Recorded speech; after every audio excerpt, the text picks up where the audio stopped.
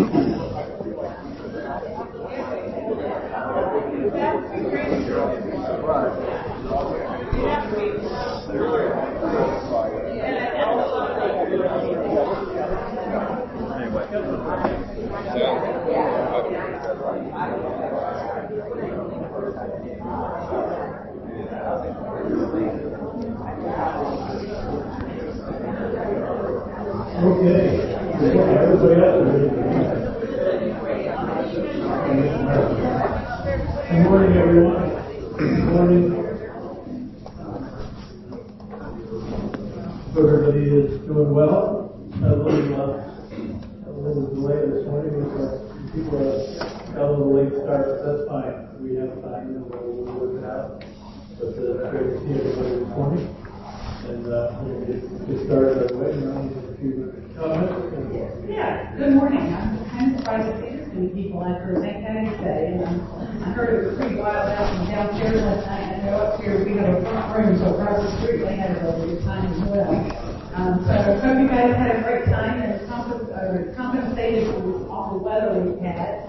I promise you this is not Florida weather by any means. I don't think in the years I've lived here it's 85 days of cloud and dreary like this fully, but hopefully the ones that are staying for the weekend can have better weather, at least sunshine. Maybe it's going to be a little cool, but not bad for the people from Minneapolis. So I just wanted to say thank you to everyone for being here. It's so great to see all of our old friends and wonderful to make new friends and hope to see you all again soon. A couple of things that this is my little thing is the surveys.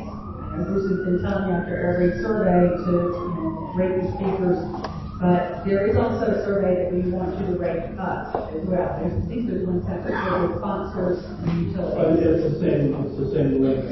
It's just a separate. One for sponsors, one for utilities. Yeah, we really do value those responses. Good, bad, or ugly. We want to know what you like, what you don't like, and we really like to have suggestions for upcoming events. A lot of the things we have done is because of those surveys to meet your needs and all, and just be nice, that's all I say. You can be negative, but be nice. So yes, please complete those surveys. They're very valuable stuff. And that's basically what Bruce does this afternoon when he cleans up his photos and surveys. So it's a pretty boring life, as you can tell. I think the only other thing I have is our conference, or our fall conference, is once again in Nashville, October 28th through 30th. Somebody got sick and didn't make the plans, but anyway, a little bit later, it may work out better because hopefully we're not fighting hurricanes somewhere by then. So we hope to see all of you there. I'm going to the announcements in the back of the program guide this time, but we'll start sending announcements out probably in the next month or so about more details about that. So I hope everyone has a much easier time getting home than they did getting here, and we look forward to seeing you again. Yeah, thank you. Again, one of the things that we did in this event was, which was brand new, was the technology sessions, and that came directly from you folks, not only sponsors of the utilities, mentioning that. We would really like to see some of this technology that's from different sponsors, and it seems to have worked out. So again, thank you for any of those comments directly in the surveys. So with that, we're going to start with our first session here, and our first introductions. And I'm going to do that. So where are we going to start? Steve?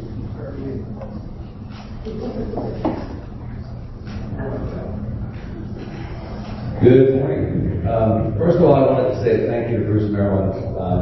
As you guys know, this is not easy to put these things on, and every year they do a hell of a job. So maybe we give them another round of applause because they deserve it.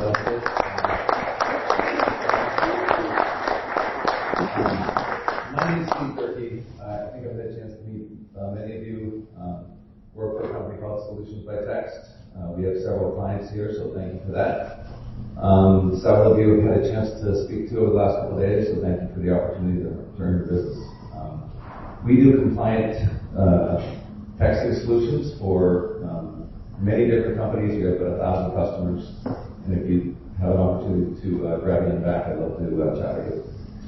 I have the pleasure and the opportunity. I just met Brianna May this morning. She's the supervisor for back office collections for PSEG Long Island. She's got a big job. The lead strategy for final bill collections, non-product billing, damage collections, damage claim collections, and bankruptcy. So all those people that are in a great mood, you get a chance to talk to all the time. So nice job. In 2025, Brianna and her team, for the first time in 6 years, met their AR goals. So congratulations to that. She didn't do it by investing in technology. She did it by investing in her people, the processes, and the technology that they're currently using. So congratulations.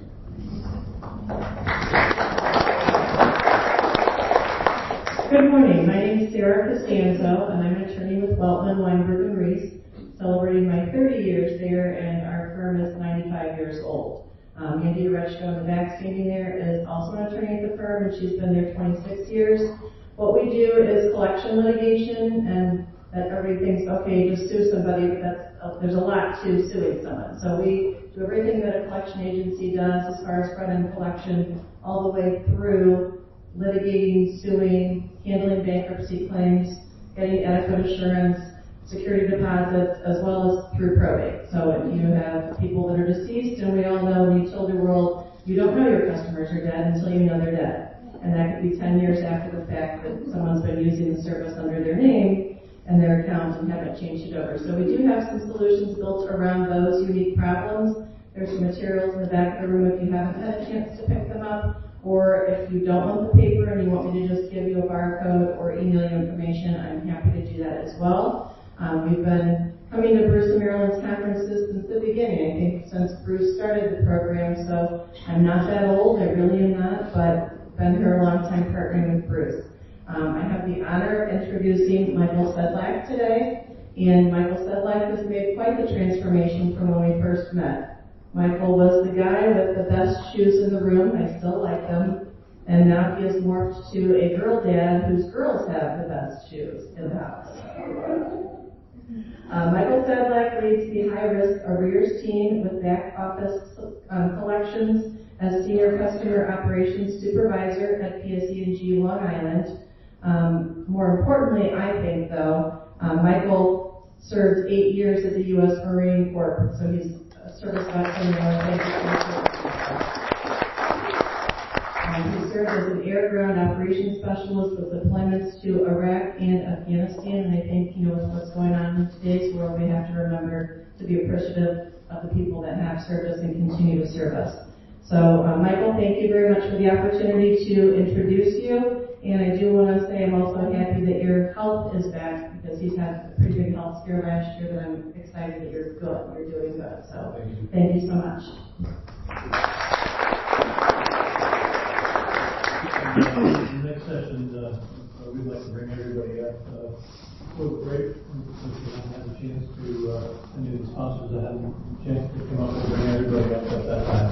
And then we'll give a special shout out to our sponsors that had heard from last night and the break. So we'll get started. Thanks for The picture is up here. Oh, yeah. You're going to need this.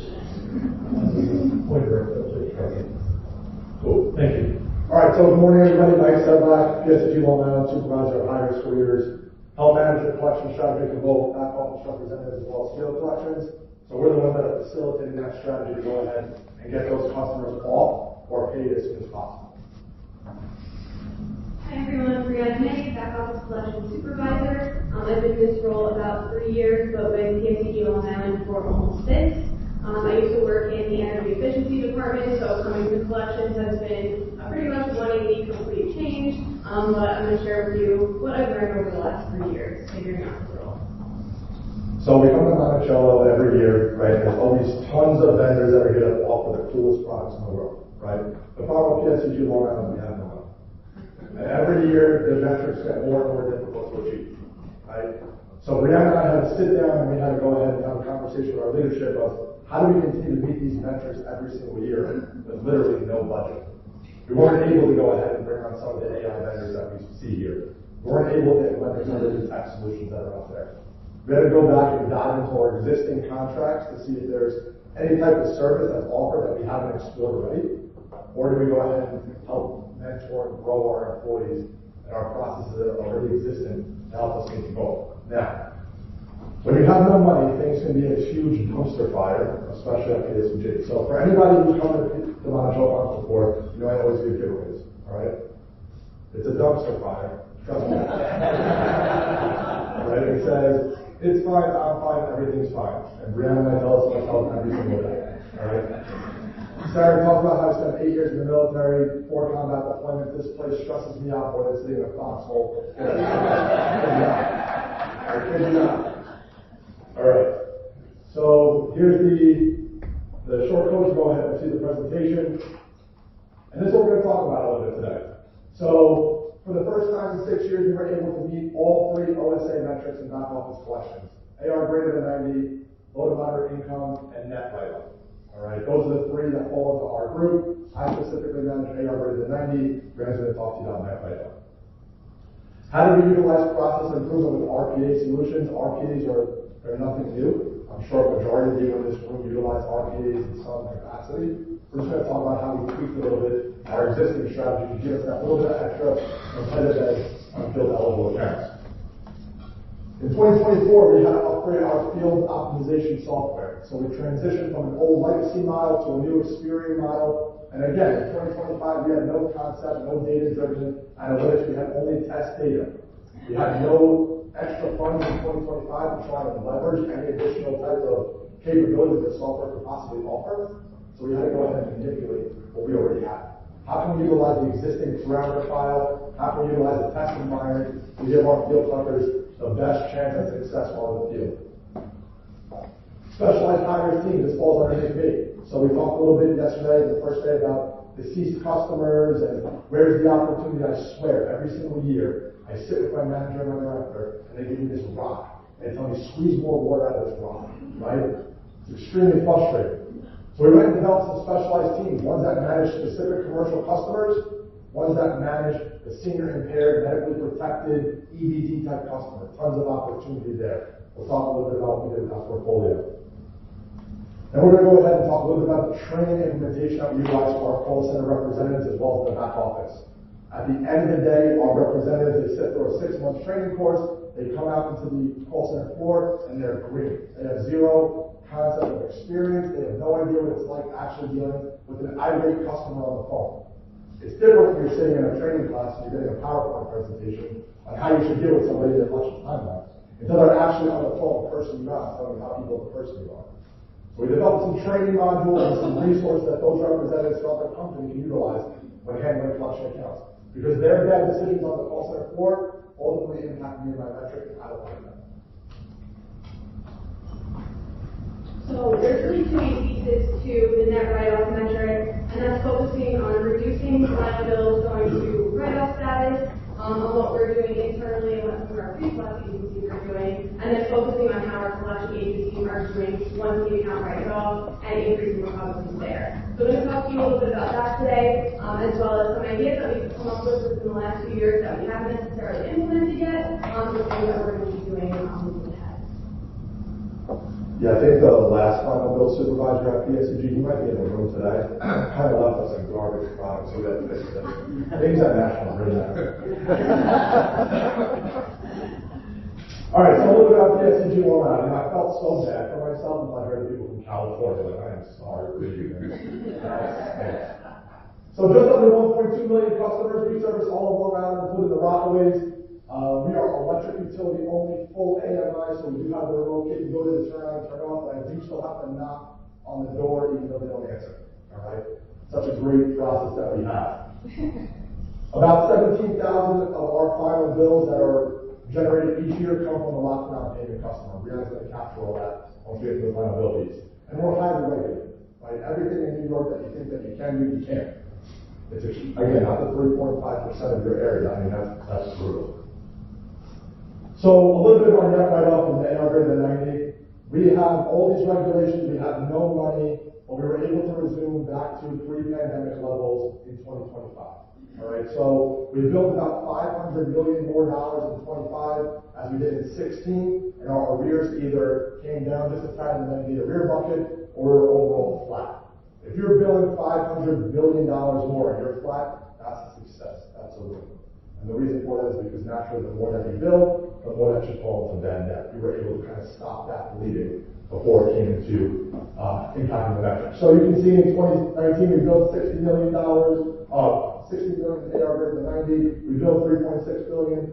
That AR greater than 90 compared to the billed revenue was around 1.68%. Fast forward all the way to 2025, we billed $4.2 billion, we had 66 million end-day arrears, but we're down below pre-pandemic levels for AR.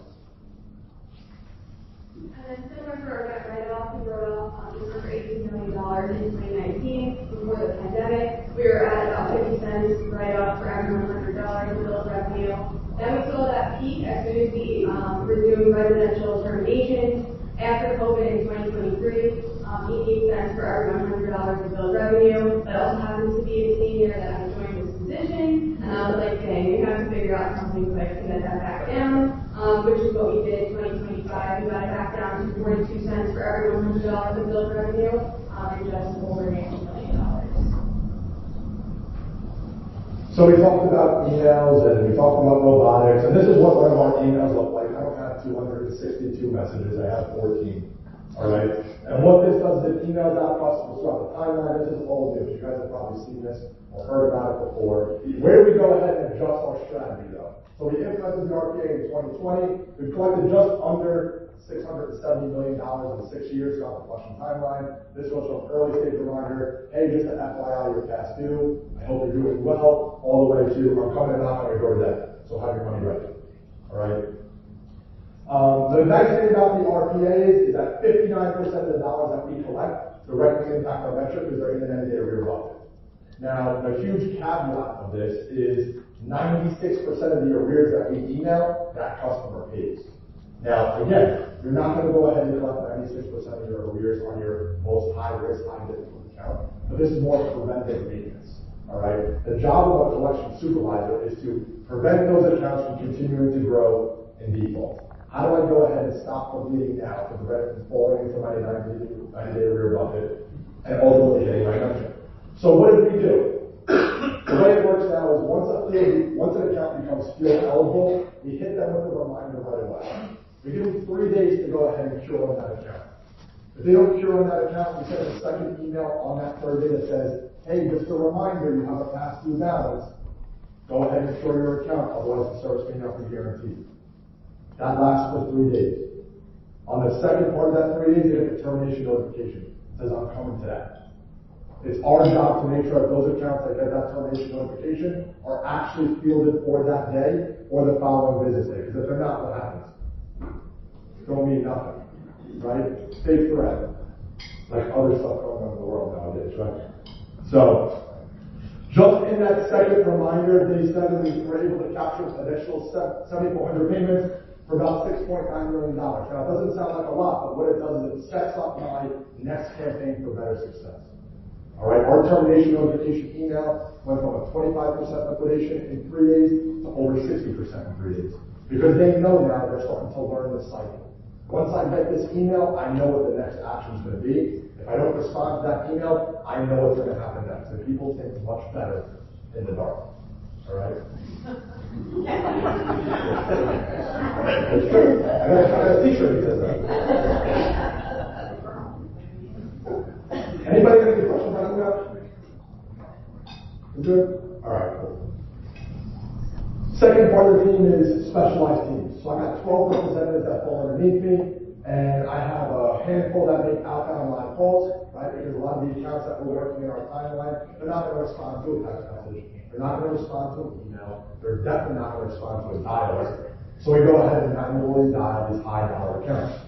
Now, within those portfolio of high dollar accounts, there's two different buckets that I really wanted to focus on for extra opportunity.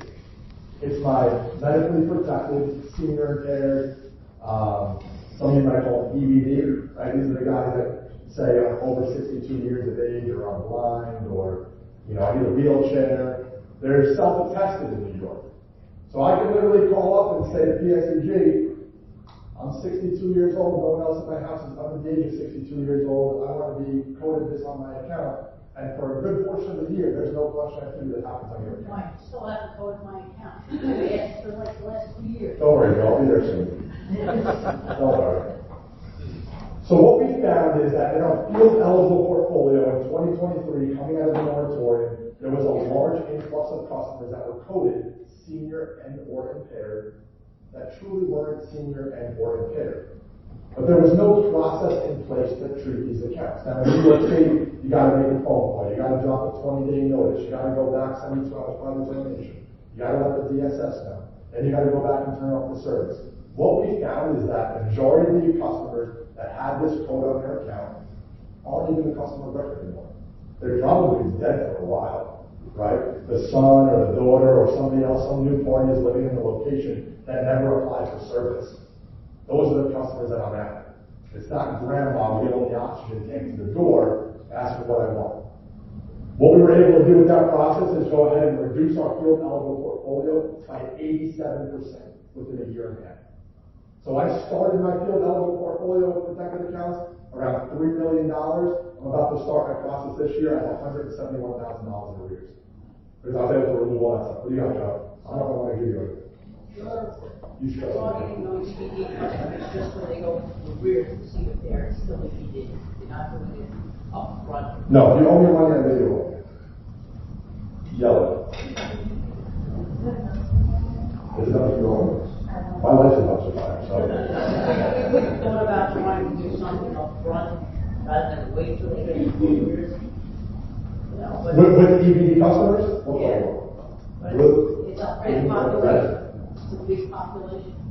It's not a big population anymore. So we do have a customer safeguard solutions group. It's like that song, like safeguard solutions. The people that fix on your windshield, you know what I mean? They manage the portfolio for senior impaired coded accounts. I only focus on the ones that are actually in debt or arrears, right? That's their job. So really once you hit into the 30-day arrear bucket, I consider there's inconsistency for payment cycle, I start to follow you. And once you become field eligible, starting around the 23rd of March, so next week we're going to start dropping that notice. So come April 15th, I can start cutting that service off right away. It's very preventative in that type of concept, right? So just something to look at if you have this problem. What do you got, Jess? You really steal my ideas and give away gifts, you know? And I want blue. How did you went from 3 million to 100, less than 200,000? Yep. Or do you still have as many people coded, or what was the process to get all those not coded anymore? Yeah. Grandma's Yeah, so what will happen is Granny lived at a house, right? Granny lived at a house, she ended up unfortunately passing away to a home, whatever it may be. And now the son or daughter or somebody else lives in the house. The way it works for our process here is I have to try and make an outbound phone call to your service location. The number that I have on file. Okay, I can't do any Google searches or anything like that. I have to use the information that I have. What will happen is after I make that outbound phone call, within 3 days, if I don't have a payment agreement or if I don't have any type of payment info in the account, I send out a field collector and I drop a 20-day notice.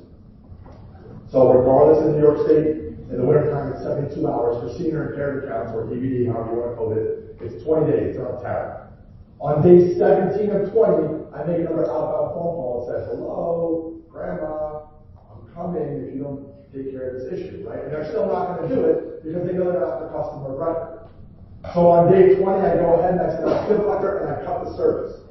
I also let the Department of Social Service know that I went ahead and did that. I give them a referral so an agency or an advocate or whoever can try and reach out to the customer. What they're going to find out is that customer is deceased, no longer living there, or there's somebody in the home that's under the age of 62, so you no longer qualify for the protection, right? Grandma might be 62 years old, but her 45-year-old son still lives in his kid's bedroom, and he's not eligible for the protection on the account anymore. That's the customer that I'm going off of. So what we're able to do is our customer service reps, once we can validate that, we're able to remove the flag ourselves. There's no DPS approval. So you'll actually come. Pitch black. No concerns about oxygen tanks or anything else, you just go. So if that's the case, right, what'll happen now, granted, if there's a field collector on site and they do notice something that's not right, we're going to go ahead and give them the medical paperwork for LSD right. They have 5 days to complete that documentation. If they don't complete that documentation within 5 days, they're going to go ahead and they'll be medically turned back on. And we'll cut them back off. You did raise your hand, right? Or you just wanted to double check? My vote. Okay, cool. So that's always the process. They'll get a medical turn on 5 days to provide the documentation. If they don't, 9 times out of 10, I go back and turn it right back off. And what we were able to see is that majority of the portfolio, customers that claim these protections, truly aren't those types of customers. So that was one of those rocks that we haven't unturned yet, or one of those little drops of water that I got out of the rock from my boss. What do you have in the back? Yeah, just, I guess a little bit earlier in the process, how do you identify those people? Like, so is there proof of age, proof of disability? So the way it works at PSEG Long Island, New York, the great state of New York, all right, is I can literally call into the call center and say, my name is Mike Sedlak, I'm 62 years old, and that is it. That's it. They get a flag on their account, and they're now considered an elderly blind disabled customer, and in New York State, you can only take collection action on those accounts between April 1st and October 31st. April 15th, sorry. Yeah. Second piece of it is commercial account management. So I'm sure just like a lot of you in the room, your commercial portfolio, you would think is the easiest customer to go ahead and turn into service. In Long Island, we've kind of diminished our portfolio of the easy to access type of meters. These are all the big no's, all right? So I have one representative that strictly handles commercial accounts, so like an account manager. They're looking for property records, they're looking for landlord records, they're looking on social media, they're seeing if there's an email address or a phone number or hours of operation that we don't have in our customer service system. They're also allowing us the ability to say, if we have no contact, whatever, we start the legal process right away. So since February of 24, and again, it took us a little bit to get it off the ground, this one represented about $11.7 million in arrears collected. These are all difficult to access. I can't get to the meter. Underground is required. Maybe it's a multi, whatever it may be. These are the ones that the field workers can't go out there and get. So again, this is just introducing a little bit of a new process change to an already existing problem. We don't have any additional technology to help us go ahead and achieve this. Anything on that too good? Go on to downstairs. I wanted to ask a question. What do you got? What color first? The piggyback, red, Who? red, blue. I got you. Piggyback off the medical hardship, we have Yeah. medical equipment. Is the group that handles those customers, do they have any backlog? Yes. Yeah, so the way it works, you're talking about for people not in arrears or in arrears? In arrears. In arrears, yeah.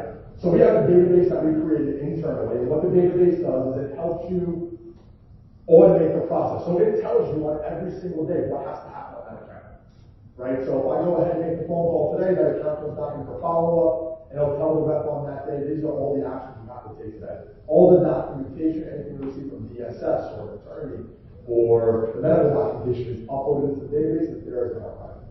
So anytime there's an issue or a complaint or someone tries to play the I'm going to call my attorney card, I love those. I'm able to go ahead and remove everything that the customer has for us. So it's a little bit of an archive. How many people do you have in that group, Mike? And how many new requests you get?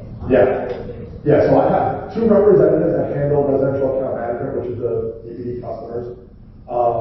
And I would say that once we start locking, you see anywhere between 20 to 25 a week, new ones start to claim. And then once they're not able to go ahead and provide the medical documentation, they fall right back on. Transition over to field optimization a little bit. So in 2024, we worked with Experian. We were able to bring on a new field type of selection process. And the last time we were here presenting, we only had test data. We had no idea if our concept was truly going to go ahead and be effective. But what do we want to go ahead and focus on? Typically, you hear in these conferences to focus on geographic location, reduce windshield time. I want to go ahead and have a cluster in a tight-knit group area because it's going to be easier to tackle more accounts. But the problem on Long Island was I wasn't getting to the high-dollar accounts. Yeah, I was getting a group of 25 small-dollar accounts, but it's not enough to move my needle. We wanted to get away from that concept. I want to go ahead and start tackling accounts that are the right work, not necessarily the best work, if that makes sense. There's a huge disconnect between productivity and effective stops. For me, an effective stop is I cut you off or I collect payment. That's all that I care about. I don't care about how many stops I necessarily got to per day if I'm not making any successful content, especially in the wintertime. Our routes were strictly meant on meter location, so our bundles were being selected on if I can access a meter or not. I'm full AMI. I don't care where the meter is. Turn the damn switch on. And that's something we had to go ahead and build a new process. And a blanket collection strategy. So I'm able to go ahead and modify my different types of strategies per collection area. So if I want to treat the Rockaways different than I want to do out in the Hamptons and Montauk, I can do that. If I want to adjust the number of accounts that I put in a specific area, I can now do that. If I need to go ahead and produce a bundle that requires a specific type of qualification for a tech, I can do that. I'm sure there's plenty of people in this room that their collectors get bundles or accounts that they can't even qualify to work. What the hell am I doing? I'm wasting my time. So what do we want to do? We want to revamp the parameter file. We want to go ahead and develop a test environment where what would tomorrow look like today? So if I'm going to go ahead and try in a different scenario, in New York City, we have this bogus new heat restriction thing coming out, where they're not going to be able to allow you to terminate residential service. Rumor is like 90 degrees day of, day after, something like that. I have to be able to adjust on the fly. The test environment will allow me to do that. What accounts will I have tomorrow that won't be impacted by this new moratorium? And specialized buckets like we talked about are, again, skill set. So here's my results. And you're going to see that the account allocation across the board has gone down. But that's good though. I'd rather work less accounts, but make more money on my visit. So there's 5 different bundles that we go ahead and have. We have a full residential bundle, we have a commercial bundle, we have a 72-hour notice bundle, which means in the wintertime I have to drop a notice on a residential account before I turn on the service. I have a recheck bundle for the ones that already have a 72-hour notice, now I can go back and turn them off. And I have a mixed bundle, as in commercial. So across the board, except for residential, my bundles have decreased in size. But my field liquidation and my plus 3-day liquidation, what happens after the fact, has significantly increased. And for those that are not AMI yet, or in the process of AMI, you're going to see that the dollars that you collect on day of is going to be almost zero. Because you're not going back to reconnect the service. It's being done via remote. It's being done via computer. So what's happening with that field visit after that field hunter is already gone? I still want to capture the success of that visit. I want to see did that notice do anything. I want to see if that phone call did anything. I want to see what that termination drove. And that's what the new optimization tool allows us to do. We saw about a 4% increase in overall field collections day of and day after, which is extremely successful. Our 90-day arrears have gone down roughly 14%. And our duplicated accounts that are out in the field is down about 20. Now, why is that important? In the past, we were significantly working the same account over and over and over, and it's like groundhog. What this allowed us to do was go ahead and focus on the accounts that we have not touched yet. What's still remaining, and how do I go ahead and get the ones that I already work into a bundle turnaround? Any questions on this? Good board. Last little piece here for me before I turn it off, we talked about training a little bit. So again, I have no money, my life's a dumpster fire, I'm squeezing water out of a rock. Brianna and I had to go ahead and develop some kind of module or tool other than a PowerPoint to go ahead and give out to representatives across the company to handle collection calls. So we created a credit collection module. This is updated twice a year. It's a desktop application. It has every single concept that we cover in collections that the reps are continuously bothering me for, asking a question about. This collection module will help them navigate the problem they have.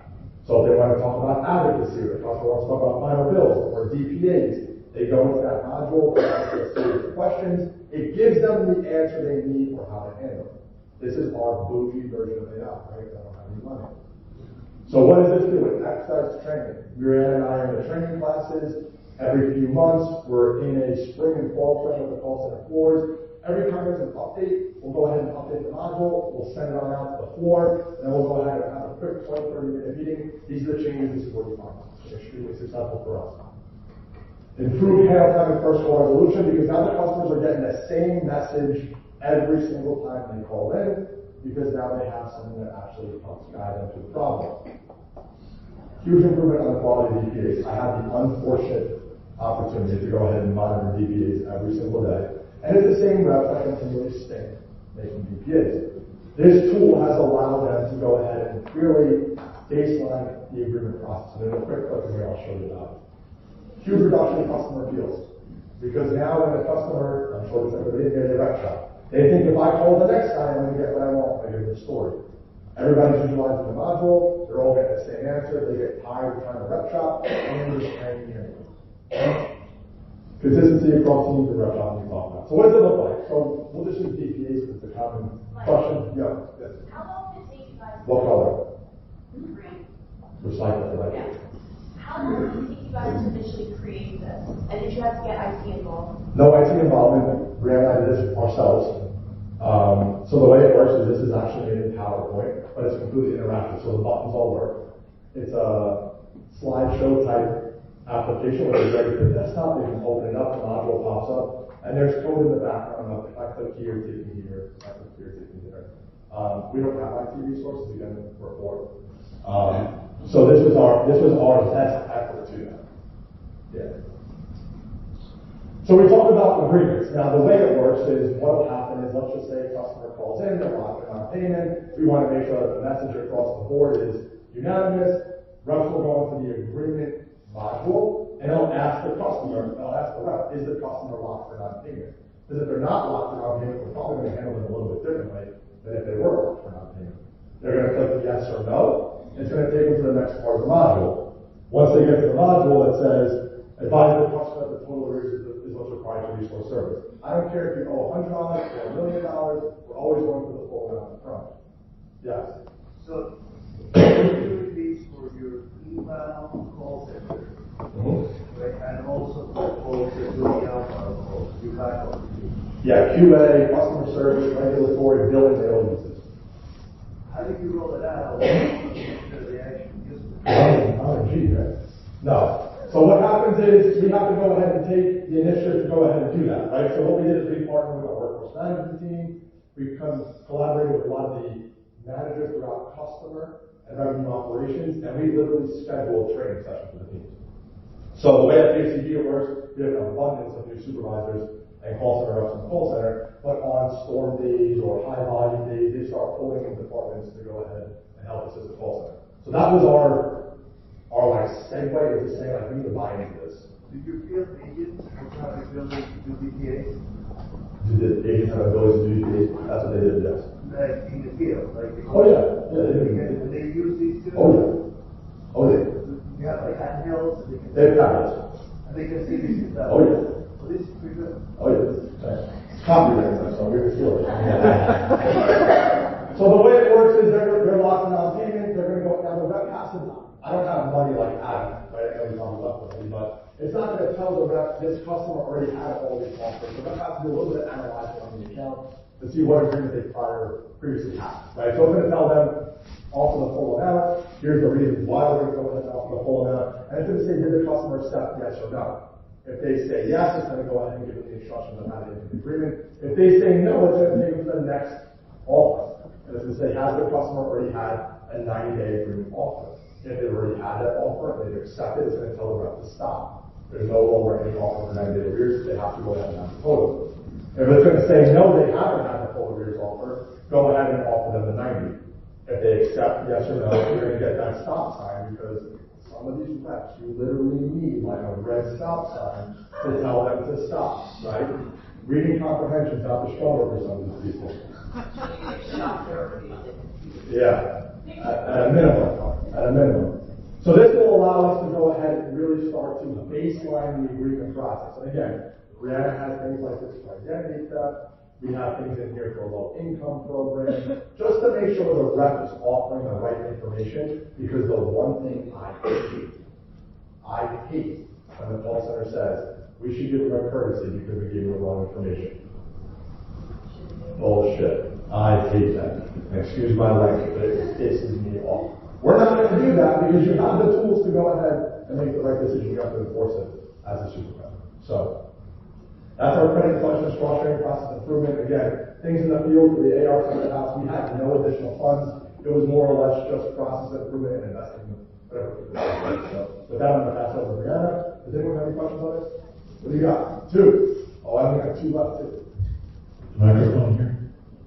What are your controls for the cross-training process improvement? Who's monitoring that to make sure? For DPAs, it's me. The contact center's doing stuff right? Who's monitoring that?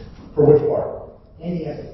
So when it comes to DPAs, it's us, the back office collection. So we're monitoring the agreement process, making sure they're within standards. If they're not, they're going ahead and they're getting a communication from the back office collection. They call it hate mail.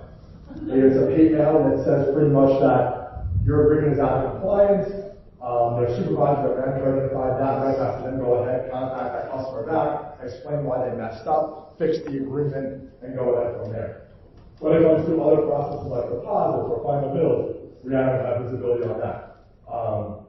I will say that when it comes to things that don't involve decision making, like a simple yes or no question, there's really no monitoring that stuff. It's more or less, reps don't have time on the phone to be scrolling through 40 pages of a PowerPoint presentation or looking through an email. It's much easier for them to click on a topic and then boom, all the pertinent information is right there. So. I just have one question. Yeah. You said earlier that you couldn't Google. Couldn't Google. Couldn't Google. So For benefit of customers? So you can't, like, look up Terry A. Johnson, obituary, to find out whether the person was dead or not. Yeah, so we have LexisNexis, right, where we can do that. Now, the DPS in New York requires an extensive process, almost like taking a picture of grandma in the casket. Have you ever moved that thing? What we cannot do, though, is search for contact information that wasn't provided by the customer to the resident customer.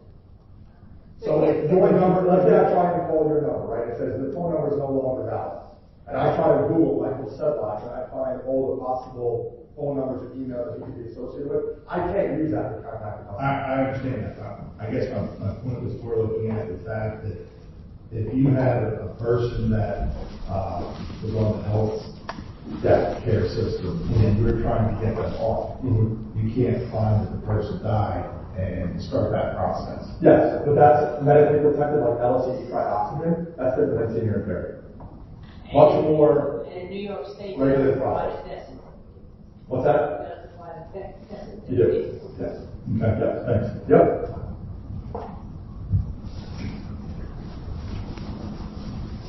Alright, so moving on, anxiety and time measures are quite different in the AR, and write-off, and most of our processes are pretty independent of one another, but there are a few areas that we really have to work closely on to essentially make sure that we don't screw up the other metric.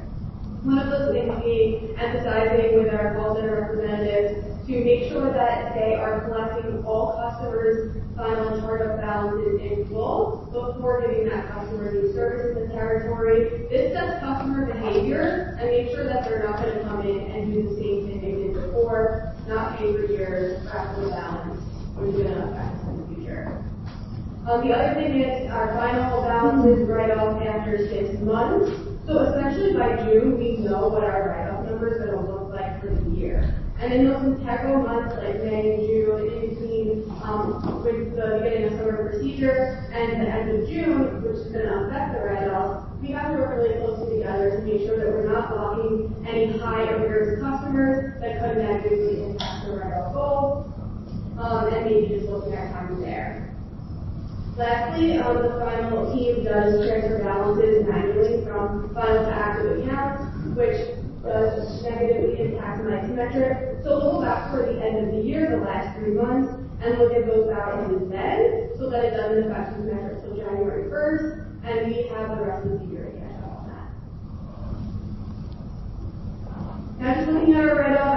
earlier about how it's increased and decreased quite a bit and quite drastically over the years. But actually looking at a visual of that, our write-off was okay, and then we implemented that next, and it started to improve greatly, all the way down to about 50 cents for every $100 of sales revenue before COVID in 2019. And then obviously we saw the write-off tsunami like all of you guys saw as well. And then we were doing terminations at that point. That's when I came in and we needed to do something to get the write-off back down. We implemented an RFP in 2024/2025, and since then we've been implementing and refining all of our strategies to continue to decrease the write-off, and that's what I'm going to get into today. So just really quick before I do that though, I wanted to give you an overview of the portfolio of final bill and charge-off dollars that we're looking at. We have about $107 million of active uncollectible final debt. And when I say active, it means that it's not out of statute yet. It's either in our internal bucket or it's out there with one of our collection agencies. This portfolio is majority residential, around 87%, and the balances for these customers are decently high still. Not only from COVID, but also just because of our strict regulations in New York, it does take us longer to get these customers off. So we do see higher average balances there, around 3,000 for commercial accounts and around 1,250 for residential accounts. Then obviously the higher the balances, the harder it's going to be to collect with the collection agency.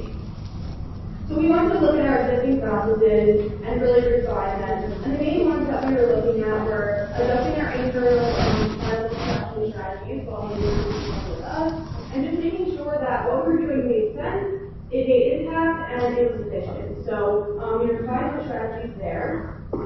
We also were dealing with some exhausted agency selections. We hadn't done an RFP for at least 5 years. We had some agencies that were doing pretty poorly that we really didn't want to work with anymore. We also knew that there were so many good collection agencies out there, like ones that we met at conferences like this, and so we wanted to give them a chance at working with us as well. And we also wanted to add some full-time agencies. We always like to keep some agencies in our back pocket in case the ones that we hire are not performing well. We can bring them in at any time. And also, we have experience in the past a collection agency that randomly decided not to work utility accounts anymore. So luckily, we had this full-time agency to fill right in for them. We also had limited allocation strategy in the past, but we worked really closely with our debt mix partners to make sure that we are allocating accounts in ways that make sense. I'll talk more about that later. There was also tons of lack of accountability across other departments within our company. Our call center representatives, like I mentioned, they weren't really doing the right thing by us. My manager says all the time, we live in the valley, and pretty much every other department touches upon collections, and we get all the disasters to clean up at the end of that. So we wanted to make sure that all of these other processes throughout the company that were affecting collections were doing it right and not negatively impacting our goal.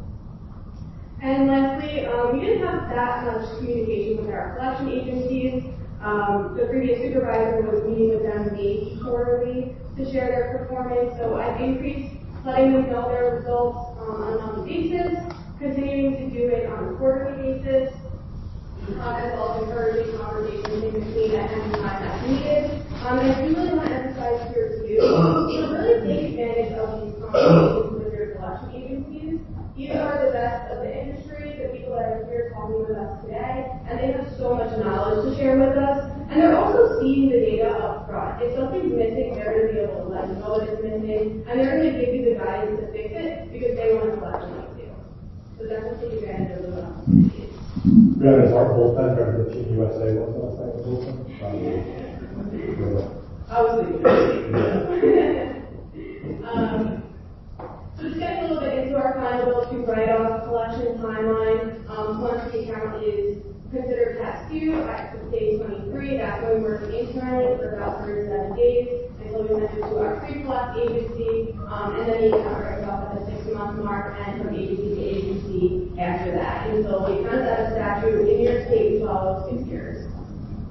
But the day 23 to day 60 is really what we were focusing on, being more efficient and refining here. So in the past, we basically were just randomly calling and emailing customers with no rhyme or reason. But we looked closer at what was going on and we said, hey,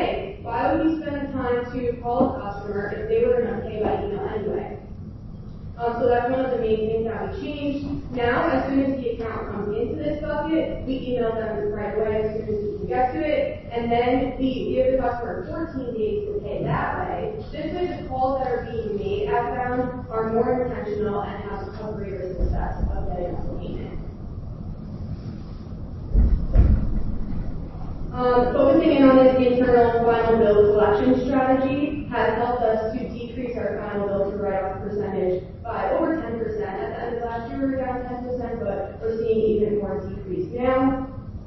And like I mentioned, changing up our email phone strategy, as you can see on this dashboard here that Mike made for us, we've increased our dollars collected with the email and also increased our pay rate with our outbound calls because more payments are being collected from the calls that we're being made. What's the timeline for you have to out to the agency? Sorry? What's the timeline after you send a final bill out to the agency? It goes to our first pre-collect agency at day 60. For your internal collection after the final bill due date, is that in your billing system or you use another process? We use our next internal bucket. Okay. From day 20 to day 60.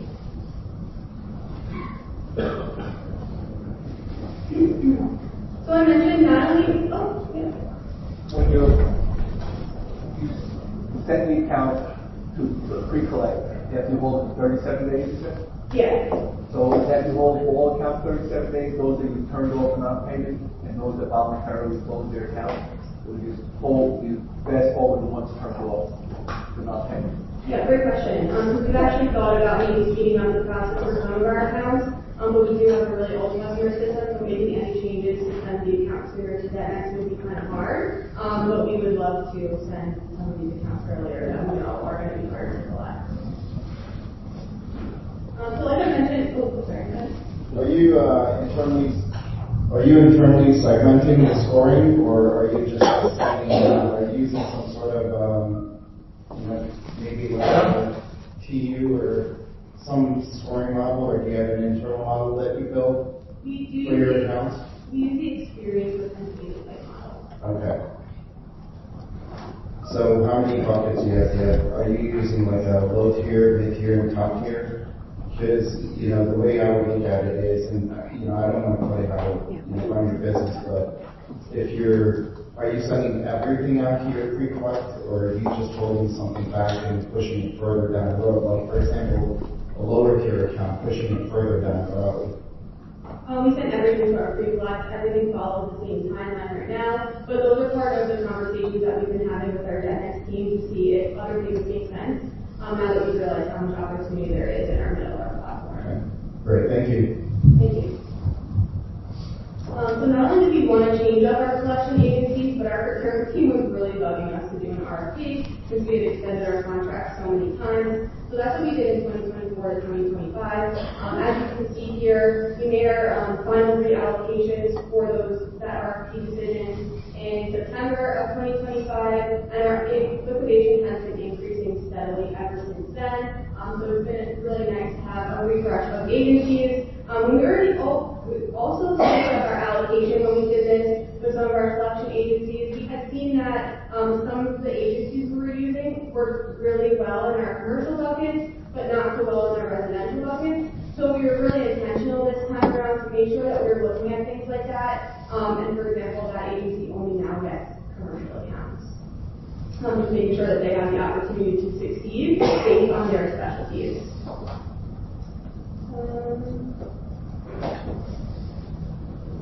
Now, talking about accountability, working with our CSRs is one of our biggest pain points because they need to know a lot of information, and having our logical investment has helped us make sure that they have that important collection information at their fingertips. But we also noticed that we were getting a lot of questions about out of statute for accounts. Can we collect on this before we give the customer new service, or is this out of statute? Before we were leaving it up to the CSRs to make these calculations and see if it was out of statute or not, but to me that left too much room for error. So we implemented with our DebtNext CSR portal to actually black and white say in statute or out of statute. This way there's no questions for the CSR representative, and they're making sure that they collect on every balance they possibly can. We also emphasize with them through the module to make sure that they're collecting accurate information from the customers, forwarding address, when the customer is requesting a turn off. You want to make sure you have that, updated phone numbers, and also get their email if you possibly can, because this is going to help us improve our collections internally and also help our collection agencies be successful. I also found in one of our automatic online self-serve turn-off processes that they were not required to forward an address. So we're working on getting this changed as well. That's why it's important to really look at the every process, because now the customer will have to either put their new address, or if they don't have one, it needs to put something. We already talked about emphasizing payment in full, and then just working with other departments. So we found that our billing departments and our regulatory departments were putting holds on accounts, collection holds, and then they were never following the correct timeline, they weren't writing off in time, and we weren't actively collecting on this. So really just talking with these peers and making sure that they were following all of the proper collection processes and removing these holds, as well as engaging our major account teams that we never really had done before in the final bill world. We had worked with them on some of our AR, but now we've added sending them a report every month of all our final accounts, and they have relationships with a lot of these large commercial customers, and they can help us collect their utilities and agencies. So for performance for our collection agencies, we've been focusing a lot on this as well. Like I mentioned, we've increased how often we share the performance with the agency, but I also wanted to share our champion challenger model that we use because we think it's really helpful as well. So at the end of every quarter, our collection agency that comes in first place for the tier will gain 5% of allocation. And the collection agency that comes in last place will lose 5% of allocation. If we do have 3 agencies, the middle performer allocation will not change at all. But this competitive model really works because obviously the agencies want more accounts, so they want to come in first place. And increasing these communication of these results to them to monthly has helped them take at least the 2 months to catch up if they see that they're falling behind. And we use some DEX reports to calculate this. We calculate liquidation based on a month basis too, and I think that makes most sense. I know a lot of other utilities look at batch, but to me, we want to know how the collection agency is doing now based on how they were doing months ago. So definitely something to consider. But even though a collection agency could be beating out all of their competitors, doesn't mean they're necessarily doing great. So that's something that we're looking at now. We did a expected liquidation project with DebtNet. So now, that's okay. I thought someone was plugged in. So now our collection agencies can go into the platform anytime they want and look at their scorecards. This one's a little outdated. It has all red for how they're doing since we hadn't updated it yet. But basically this should just show a more achievable thing so they can see if they're doing good or not. And also we can see if they're really not competing up to our standards and just start those conversations. So that's what we've been doing, but we also have a lot of ideas of what we want to do. Hopefully, if our budget increases in the coming years, we want to start working deceased accounts because right now we don't have a process at all. And I know a lot of other utilities were interested in that the other day. So let's connect with some people that are already doing this. But we're going to look to pilot collecting on our final deceased accounts because they're just sitting in a warehouse now. And we have about $1.5 million that have been allocated to deceased within the last 2 years that we think we can collect on, which might not be so successful, but to me, every dollar counts. And the more important part of starting this process is going to be looking forward. Because then when the account is first marked deceased, we can get it to a deceased agency right away, rather than waiting because we know that these probate claims will be more successful. So you guys can collect on deceased accounts? Yes, we haven't done it before, but we're going to start. We also want to look into some early final bill strategies. As a lot of you have seen this week, there's a lot of cool technology, and hopefully, again, once our budget increases, we'll be able to start more intentionally working these final bills before they go to agency. I talked about expected liquidation expectations, that's just starting now, but we're also going to try and maximize our agency allocation by implementing paradigm analysis and optimization in our debt index platform. Basically what this is going to do is analyze how the agencies are doing on specific types of accounts, and then take that into account when we allocate accounts moving forward. So agency A is really good at collecting on low-risk accounts. Let's send them all the low-risk accounts. If they're really good at collecting on really high-dollar accounts, maybe we'll allocate more of the higher-dollar accounts. And for collection agencies that are really good at collecting without a social security number, since that's not a required thing that we collect when the account is open, this is important too, making sure that we just allocate accounts in an intentional way.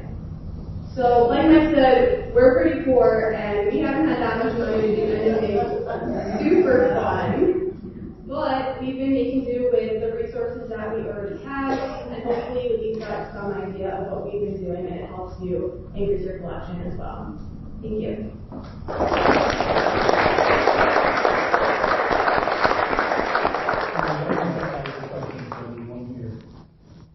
So do you guys have credit report at all? No, we do credit report after we collect. So do you get their Social Security at that time frame, or? So we sometimes collect Social Security when the accounts are not, but it's not required by the customer, so there's just some accounts that don't have it. How about birthdays? No, we're not allowed. Any other questions? Okay, great, thank you. Thank you very much. Oh, the password was PSEG. The keyword is PSEG. Oh, the password for the Wi-Fi? The keyword for the deck? PSEG. Thank you. Thank you very much.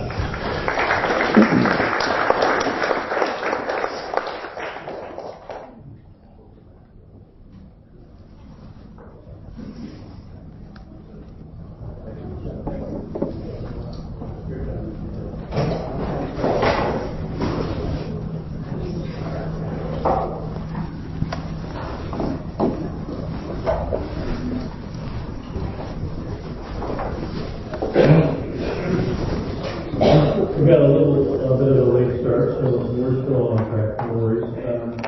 What we're going to do now is bring up the next group of speakers, but I want to also invite all the sponsors that have not yet and want to come down and introduce themselves to do it now. And we'll get that done while everyone's still here, and then we'll get the deck up set up, and we'll go from there. Good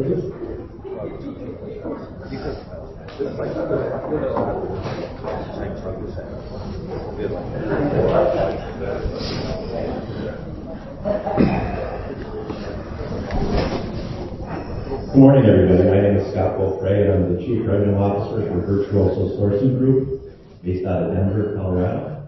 It's been great seeing all of you guys at this conference again. Thanks, Bruce, for hosting it, and Marilyn. She's out there.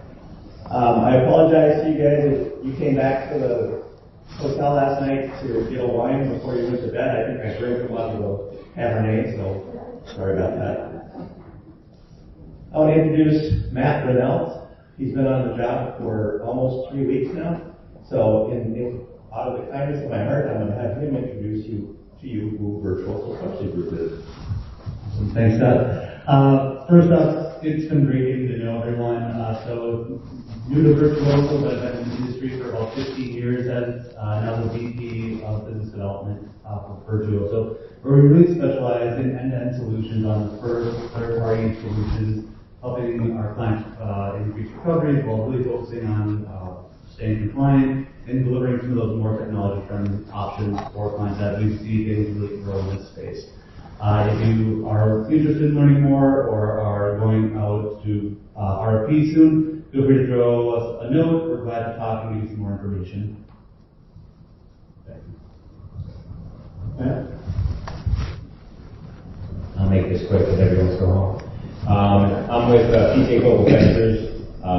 We're a full-service collection agency with folks and Associates. The C sign up here was perfect because we handle the C accounts, not only in collections but the full life cycle. We have a product called Notify Now that quite simply is a digital way to inform you of deceased consumers. So we're going into the digital world. Nobody's making phone calls. Nobody's wants to talk to customer service. They can do it all online.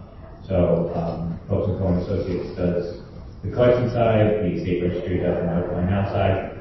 We also have consumer collections with Ardent, and then we're also a debt buyer in Neo Financial. So pretty much anything within the collection life cycle, PSEG Global Ventures. Thank you. Hi, good morning. My name is Ian Coffey. I'm co-CEO of C3 Canada and now C3 US. C3 stands for Care, Cure, Collect, which are different phases of the service in the collections life cycle. We're based out of Toronto, Montreal, Edison. We're the largest provider of utilities collections in Canada. We have 80% of the market. First assignments. We've been a challenger contests all the time. We work with some American partners who asked us to come down to the States and open an office here. So we acquired an office in Chicago in December, and we are the first time at this conference. So it's been great meeting everybody. Fun fact about Canadian collections, even though we are regulated by the provinces, we don't have the TCPA, we don't have the FDCPA. We, as an organization, have never been successfully sued, nor ever had to deal with a regulatory fine. So I'll leave you with that one. I'm a little scared about the American market because I heard it's different. But yeah, it's been nice meeting everybody. Thank you. Thank you. Thank you. I'm going to give a shout out to Equifax for the dinner last night. Good morning, everybody. I'm Amy Cunningham with Equifax, and I want to thank you so much for coming to our Irish club to kick off the rest of your evening. I heard it was lots of fun. This is the first time that I've attended this conference, and it's been wonderful. Everybody here is just so lovely and welcoming. So I thank you for that generosity with your time. At Equifax, why we came here today is to really support utilities in the collections area. We like to be considered as a data thought partner to help you make better decisions with acquiring your customers. We are exclusive partners with the NCTUE membership, so for those of you that are not familiar with that, I'd love to give you more information. It really is such a beneficial organization. It's a kind of get to give information to really help you make better decisions on finding those customers that might not necessarily own a home or have a mortgage or a car loan, but they will pay a cell phone bill, right? So again, thank you so much. Thank you to Bruce and Marilyn and all the other sponsors here. And I hope everybody has safe travels, better than Sunday. And hopefully I'll see you all next year. Great, thank you. And thank you. I want to give a shout out to Experian as well for the headshot photos last night. And we'll be following up once we get those from the photographer. We'll be sending those back out to everybody. So I look forward to that. And who was going to introduce Joe? I think it was Sunrise. Is Sunrise here? All right, so. But everybody knows the Joe, so. And you were introduced yesterday with Joe's manager of collections at Con Ed. He's been there 175 years. He's going to be there another 150 years.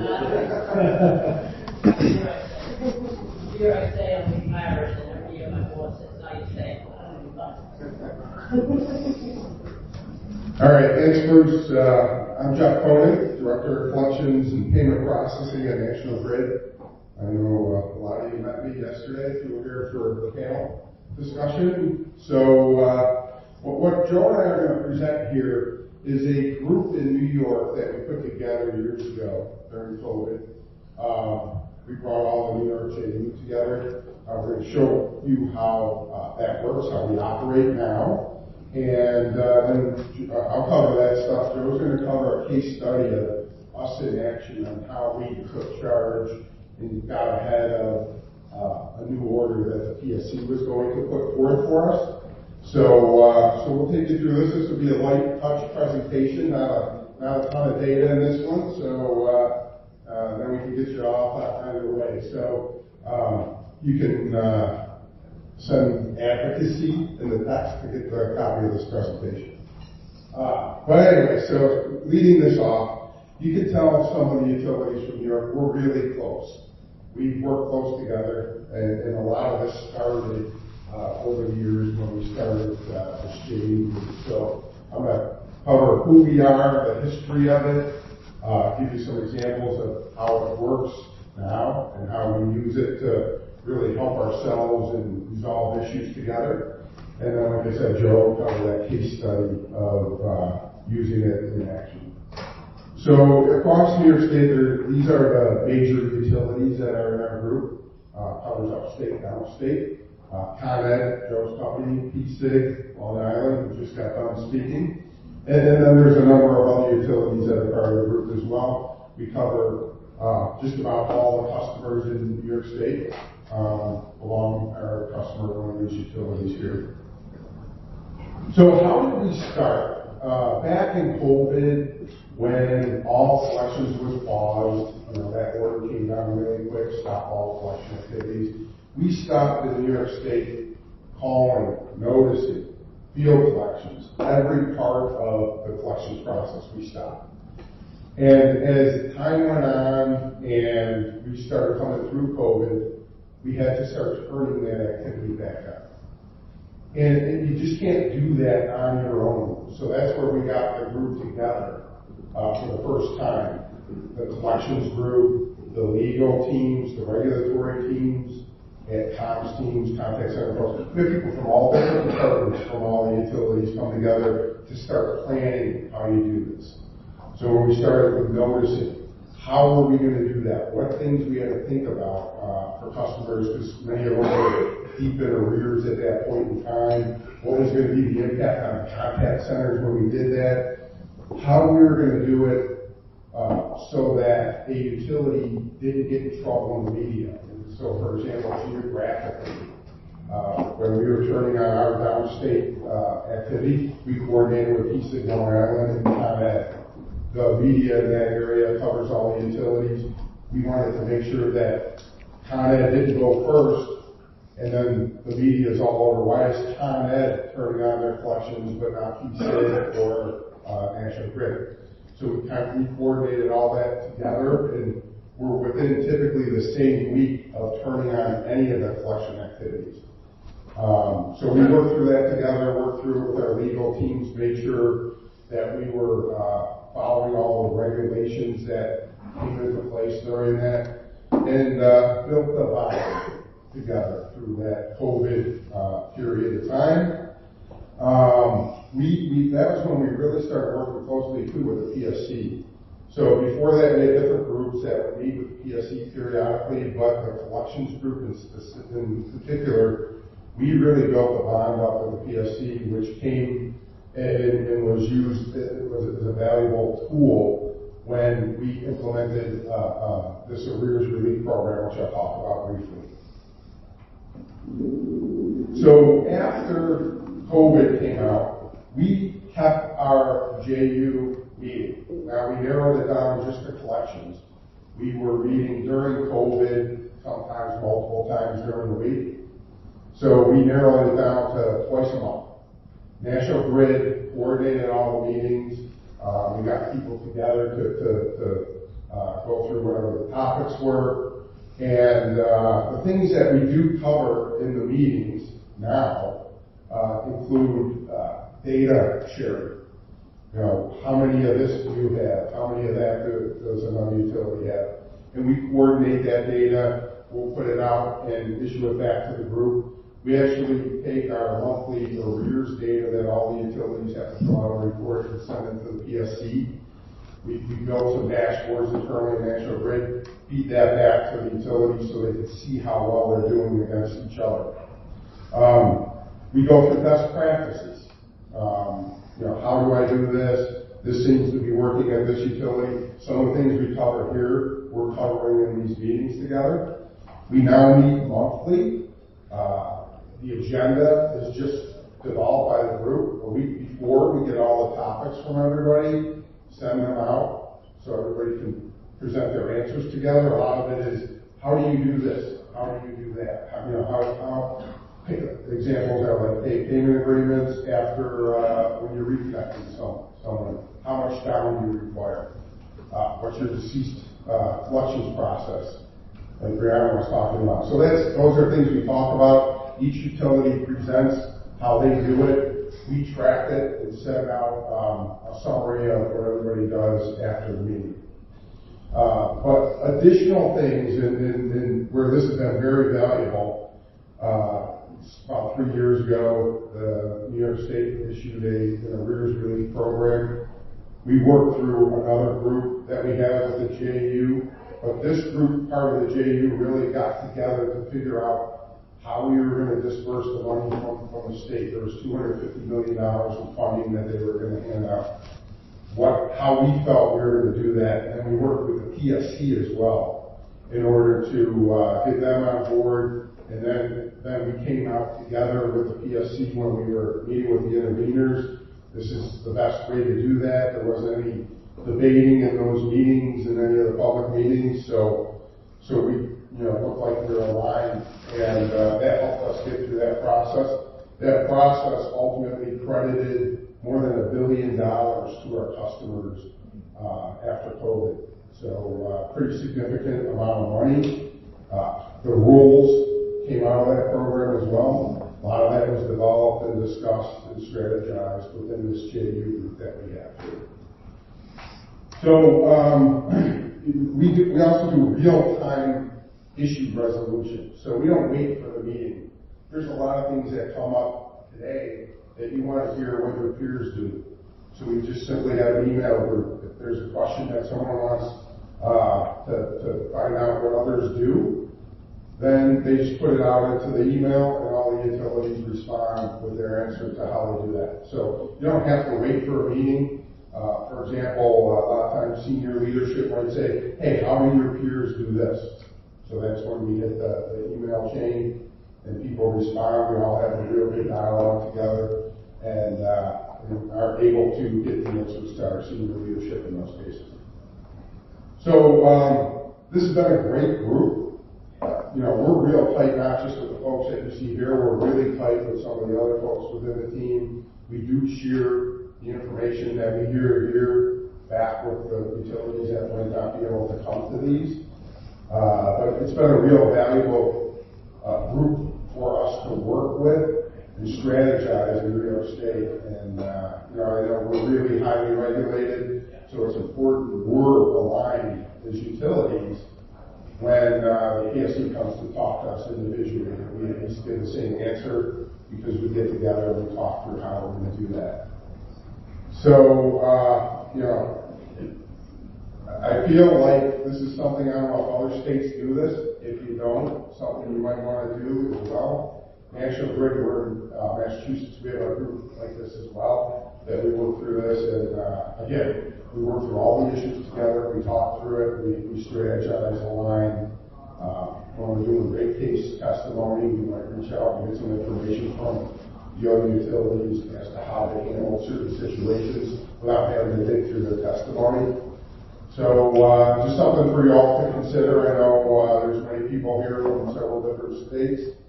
It would be bad for you just to get with your peers and start meeting together.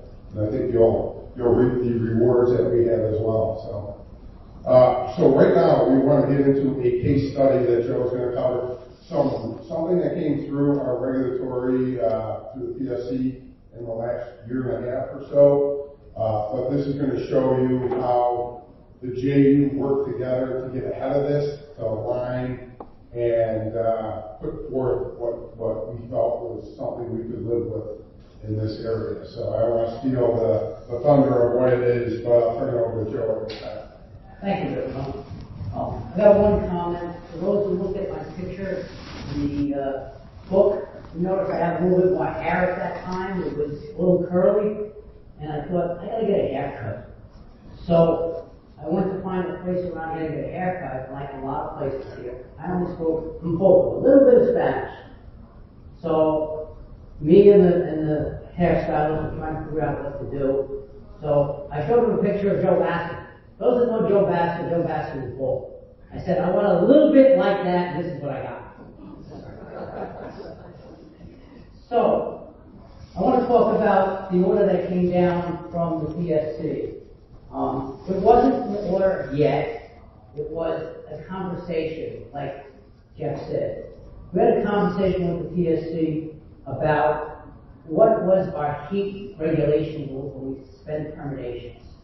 And as we found out in this group, a lot of us had different ideas of how to stop terminations when heat occurs. I think National Grid waited for a heat alert, right? Others did if it reached a certain temperature. We, Con Ed, had a heat index.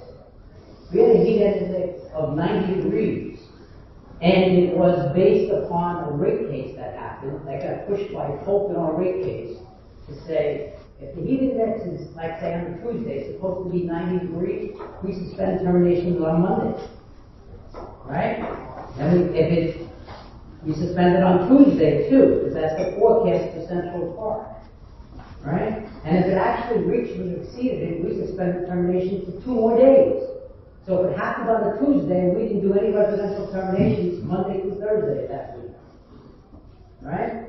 We were one of the harshest heat regulations in the state. Others suspended it just on the day. They suspended it just that morning.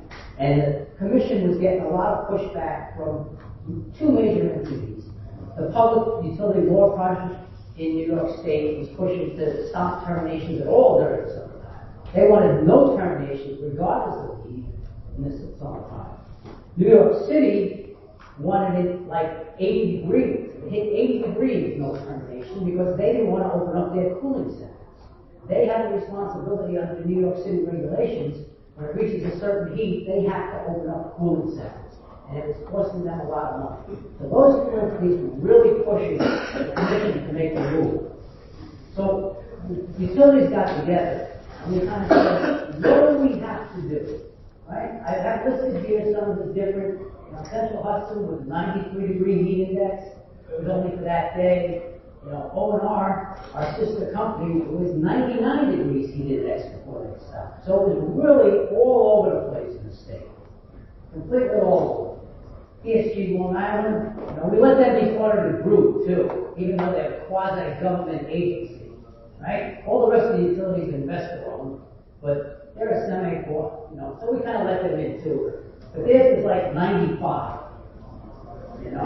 So it got really difficult to meld something together that we could all agree on, right? I use Central Park. National Grid had a bunch of different offices, used different locations, and the commission was trying to force us to do one location for everybody in the state, which when you think about New York State, it's pretty big. That would never work, right? New York City, Long Island could be like 95 degrees, and upstate where Jeff is could be like 85 degrees, or 80. It just wasn't going to work. Next slide, Jeff, please. So what we do? We had inconsistent rules. We had operational limitations, right? One of the other things they wanted us to do is if we shut somebody off today and it wasn't hot, but it was hot the next day, they wanted us to go back and turn them on with no money. Just turn them back on. Now, for some of us, it was okay to do that because we have AMI. Some of the areas don't have AMI. So they would have to go back with trucks to do that. We needed to point out, logistical challenges to them, which this group that started had no idea of the logistical challenges, no idea of what it takes to turn people off without AMI. They didn't have an idea of their own rules. They figured if we had AMI, we could just turn them off without going out there. In some cases, different areas of the commission didn't even know their own rules that we had to educate them on. Which makes it difficult to have a conversation, an intelligent conversation, when they didn't even know what rules you're operating under. Right? So, what do? We came up with this idea of how much does it cost us for each day we don't do a turnover? What's the cost for that day, and what's the expected recovery of money collected in the following days, like Mike talked about. You turn somebody off today, right? They don't pay today, but they pay tomorrow, they pay the next day. They're paying because they want the service back on. So there's some residual effect by turning somebody off that money flows in for the next 5 to 7 days. So we came up with this calculation, right, where we said, you know, how many days if we did certain degree thresholds? And it was astronomical. If they went to 85 degrees, most of us, or 85 degree heat index, don't forget, the heat index is not just the temperature, it's the humidity level. So the temperature could be 80, but the heat index could be 85, right? We looked at, based upon what they were throwing out, and Hope in New York City were throwing out, how would that impact the utilities? In some cases, like Mike said before, turn-offs for summer are April 15th to October 31st. Not a long window. Depending upon the heat temperatures that they proposed, we could have had 45 days of no turn-off at all during the summertime. Don't forget, we don't turn off residentials on Fridays, don't turn them off day of holidays, don't turn them off the day before holidays. You know, that's part of our regulations. So it would really impact anywhere from 45 to 65 days of no turn-offs. No turn-offs during the summertime drives your AR up through the roof. That's exactly what happened, like Jeff talked about during the pandemic. I mean, Con Ed had $1.5 billion in arrears after the pandemic. Right? We're still trying to recover that. Some of it is because the rules in New York State, such as AMI, have to send somebody out there. Right? So how did we come up? We wanted to come up with a unified methodology that all of us could do and say, what would the impact be per day? So we did some analysis over the years, right? All of us took, like, when we turned somebody off, how much dollars are collected that day, and how much dollars are collected in the following 10 days. And we bulked that together for each utility. And then we said, how many days based upon past history in each service territory would be impacted by the different thresholds that the commission wanted us to do. And it's a surprising amount of money for not doing, turn-offs for one day. It's a huge amount. So as you can see here, if we did a 90-degree threshold, somewhere between $423,000 to $9.3 million a year, based upon, do you have AMI? Can you do this? Can you either recover it? An 85-degree threshold is about $1.6 million, more than $19.4 million per year, based on each utility. Right?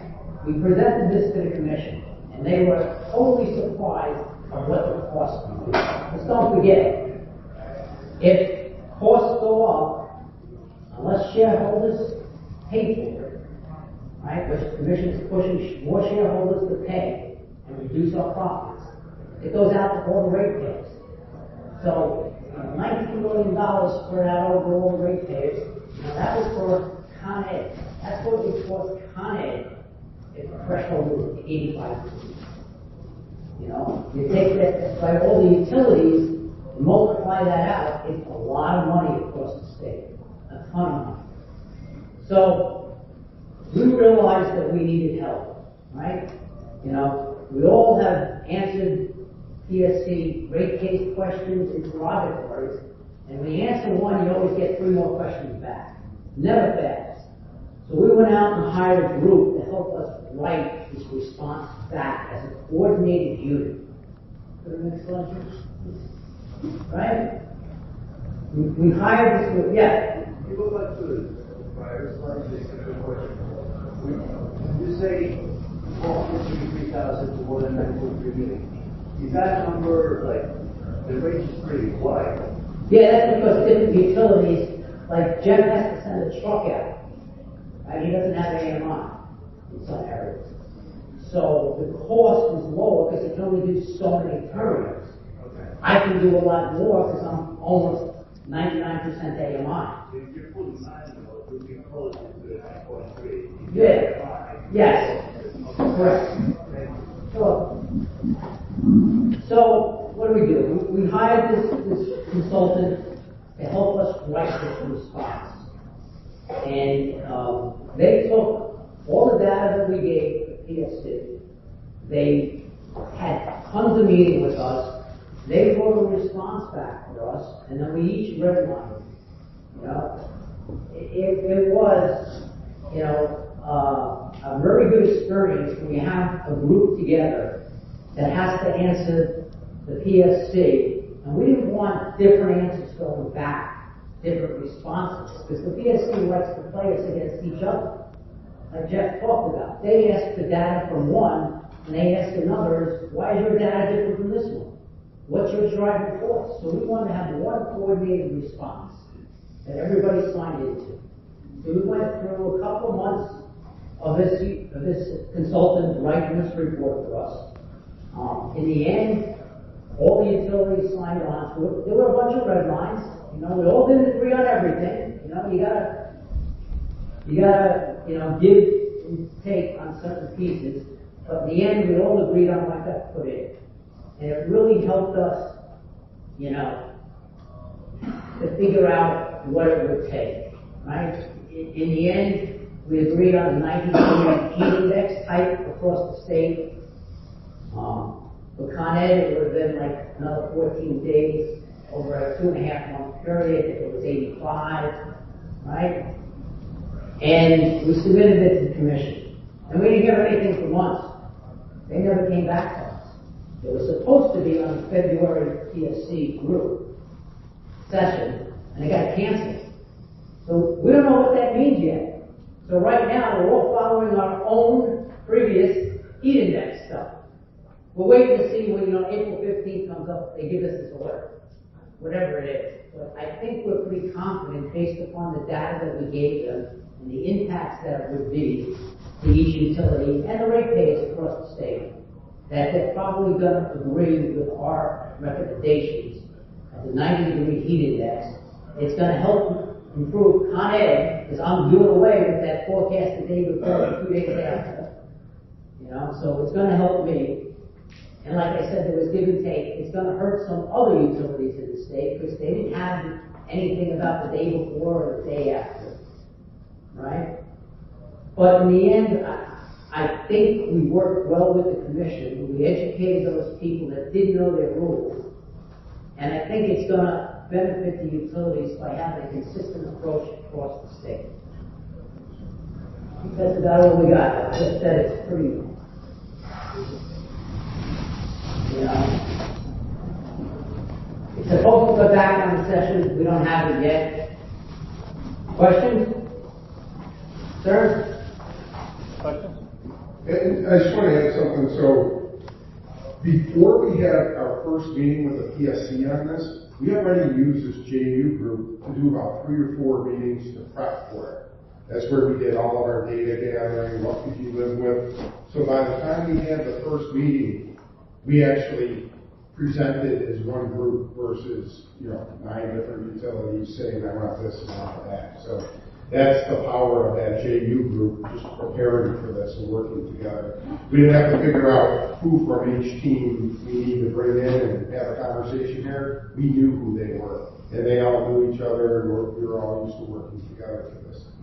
I agree with what Jeff said too. If you're in a state and you have multiple utilities and a commission, it would be good to start a group like this.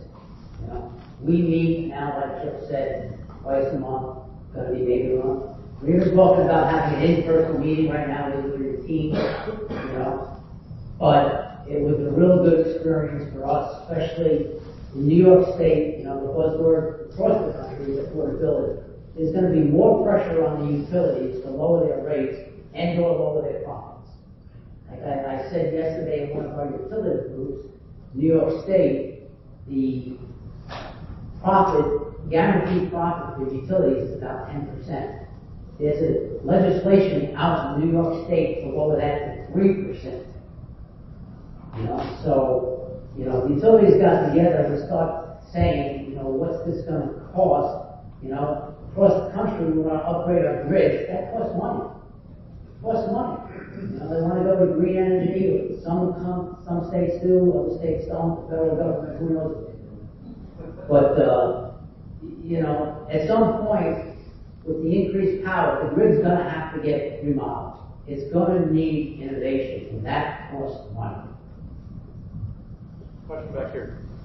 Do you guys have any choice markets where you're competing with some of the utilities that you're... No. Yeah, see, that's the challenge that we have. Rob Osmond, South Star Energy out of Atlanta, and we are not a utility, we're a gas marketer. So let me clarify that. We have ESCOs in our service territory that we buy, that customers can buy power from. We get paid by T&D, transmission and distribution. Right? All the utilities in the state are the same. None of them own power generations anymore. Yep. We have deregulated that. So there are a number of ESCOs that compete with each other. But most of the ESCOs use the one bill model, where they send the bill in to us and we bill the customer and send them the money. So the ESCOs are not really impacted by heat index and turning off and turning on. It's the utilities that are impacted.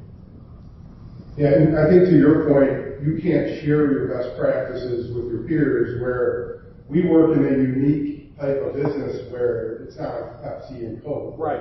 They would never share anything. We share everything together. So, hey, I tried this, it worked for me. Kind of like what we're doing here. All the stuff that's working, let's tell everybody about it, and we'll help them.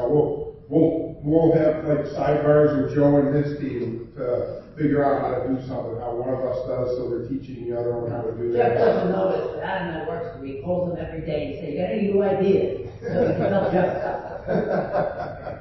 Yeah, so, and, same thing with PSEG, we share everything back and forth. So I think in your business, it's a little different, but in a regulated utility business, that's pretty unique, where you can share ideas and you don't have to worry about competition or anything. Any other questions? Okay, great. Thank you. All right, thank you.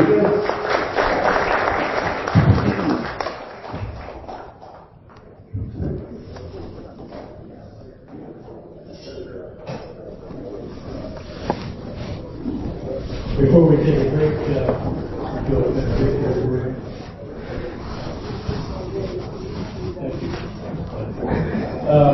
I got another $25 gift card that we can give away, so we'll do that real quick and then we'll take a break.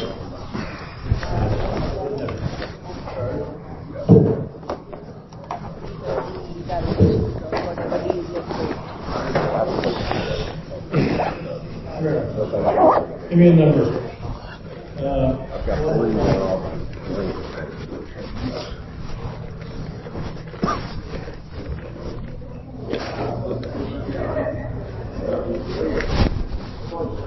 We can just count down his best or something. Yeah. Nope, that's not right.